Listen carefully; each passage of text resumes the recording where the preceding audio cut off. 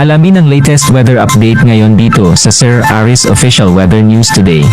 Base nga sa ating latest satellite animation ay habagat pa rin ang sa umiira sa buong Luzon at nandudulot tayan ng katamtaman hanggang kung paminsan-minsan ay malalakas mapagulan dito sa may northern at central Luzon. Samantala, meron na tayong tatlong bagyong binabandayan sa labas ng ating Philippine Area of Responsibility. Uunahin na muna natin itong bagyo na may international name na si Typhoon Saudel.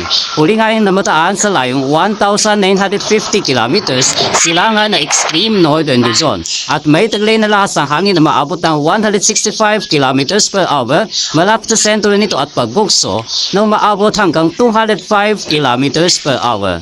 Patuloy na yung humikilos sa ngayon pa northwestward sa bilis na 30 km per hour.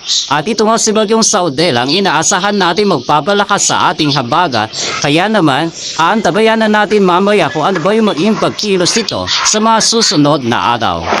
Samantala, ikalawa namang bagyo sa labas ng ating point na tropical depression ay huli namang namataan sa layong 1,265 km silangan ng southeastern Luzon. May tangling ayan na lakas ng hangin na maabot ng 55 km per hour malapit sa sentro at pagbugso pa na umaabot hanggang 70 km per hour at patuloy nga yung humikilos sa ngayon pa east-northeastward sa bilis na 15 km per hour. At sa nakikita nga nating pagkilos nito, maaaring sa mga susunod na araw ay sundan nito ang pagkilos ni Bagyong Saudel, kaya naman hindi rin natin naalis yung posibilidad na maaaring ngayong pumasok sa loob ng ating par.